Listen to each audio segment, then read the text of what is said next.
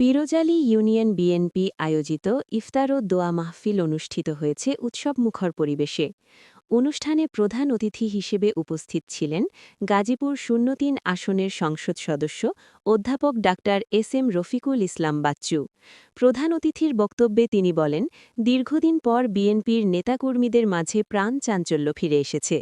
এখন সবাইকে নিয়ে সৌহার্দ্যপূর্ণ পরিবেশে বসবাস করতে হবে, সমাজে কোনো বিভক্তি সৃষ্টি করা যাবে না। এ সময় তিনি মাদক বিক্রি ও সেবনের বিরুদ্ধে কঠোর হুঁশিয়ারি দিয়ে বলেন, মাদকমুক্ত সমাজ গঠনে সবাইকে ঐক্যবদ্ধভাবে কাজ করতে হবে। আমাদের নেতা, আমাদের মাননীয় প্রধানমন্ত্রী জননেতা তারেক রহমানকে সহায়তা করা, সহযোগিতা করা, যাতে আমরা কোন এলাকায় আমরা শান্তিপূর্ণভাবে আমরা দলীয় নেতাকর্মী সরকারি কার্যক্রম সহযোগিতা করি, উন্নয়ন কার্যক্রম সহযোগিতা করি, দেশের আইন শৃঙ্খলা পরিস্থিতি রক্ষায় আমরা যেন কাজ করি এবং কোন অবস্থাতেই কোন কারণে কোনোভাবে যেন কোথাও যেন জিনিসপত্রের দাম না পারে এবং কোথাও যেন কেউ নির্যাতিত না হয়। কোথাও আয়োজিত যেভাবে মানুষের জমি বন্ধু দখল করা হয়েছে সেটি যাতে না হয়, মানুষের নির্যাতন হয়েছে সেটি যেন না হয়, মানুষের মিথ্যা মামলা হয়েছে সেটি যেন না হয়। আমরা ভবিষ্যৎকে একটু সৌহার্দ্যপূর্ণ পরিবেশে এই সুরক্ষায় নয়, সমগ্র গাজীপুর সদর উপজেলাকে আমরা গড়ে তুলতে চাই। গাজীপুর ৩ আসনের ৩ আসনকে আমরা একটা সৌহার্দ্যপূর্ণ এলাকা হিসেবে গড়ে তুলতে চাই। আমরা কোন নির্যাতন নিপীড়ন বা প্রতিহিংসা রাজনীতিতে যাব না। প্রতিহিংসা রাজনীতি যারা করেছে তাদেরকে আমরা সম্পূর্ণভাবে ক্ষমা করে দিলাম, তাদের প্রতি আমাদের প্রতি জানাই। আজকে পিরোজালি এই এক পর্যায়ে সকল কেন্দ্রে আমি পাস করেছি, সকল কেন্দ্রে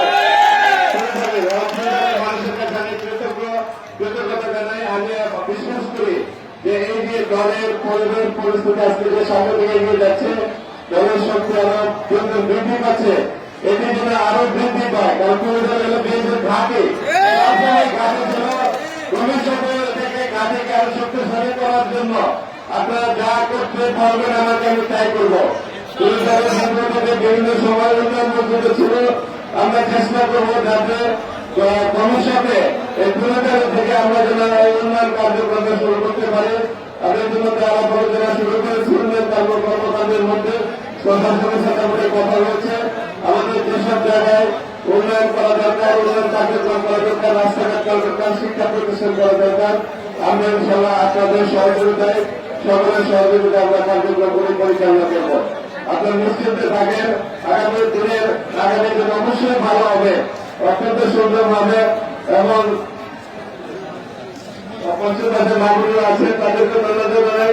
এবং আমাদের এখানে খুব তৃতীয় দফায় হবে বা তৃতীয় দফায় হবে আমাদের দরিদ্র পীড়িত এলাকায় আগে দেওয়া হবে ফ্যামিলি কার্ডের বিষয়টা। সবচেয়ে কুড়িগ্রাম, যেমন কুড়িগ্রাম বাংলাদেশের মধ্যে সবচেয়ে দরিদ্র এলাকায় যে পরিচিত কুড়িগ্রামে হবে। তারপরে এরকম আর কি কতগুলি জায়গা ঠিক করা হয়েছে সেখানে হবে। আমরা হয়তো দ্বিতীয় ধাপে বা তৃতীয় ধাপ পাবো। সবাই সমান অধিকার পাবেন, সবাই সমান অধিকার ভোট করবেন, এতে কোনো সন্দেহ নাই। আমরা চেষ্টা করবো সকলের পাশে থাকতে এবং সবাইকে ঐক্যবদ্ধ রেখে এই এলাকাটাকে যাতে ভারতীয় ভাই সৌহার্দ্যপূর্ণভাবে যেন আমরা বসবাস করতে পারি। এলাকাটাকে সত্যিকার অর্থে মানবিক এলাকা হিসেবে আমরা গড়ে তুলতে চাই, মানব মুক্ত এলাকা হিসেবে করতে দিতে চাই। যারা মাদকের সাথে জড়িত আছে অনুরোধ করবো আপনারা এই মাদক থেকে সরে যান এবং মাদকের যারা মাদক সেবন করেন এবং মাদক ব্যবসা করেন তারা বিএনপিতে আসবেন না, বিএনপিতে থাকবেন না। আমরা তাদেরকে ক্ষমা করবো না। কোন অবস্থাতে কোন মাদক ব্যবসায়ী মাদক সেদিকে আমরা প্রশ্রয় দিব না এবং এই দেশকে আমরা সুন্দর পরিচ্ছন্ন একটি এলাকা হিসাবে গড়ে তুলতে চাই।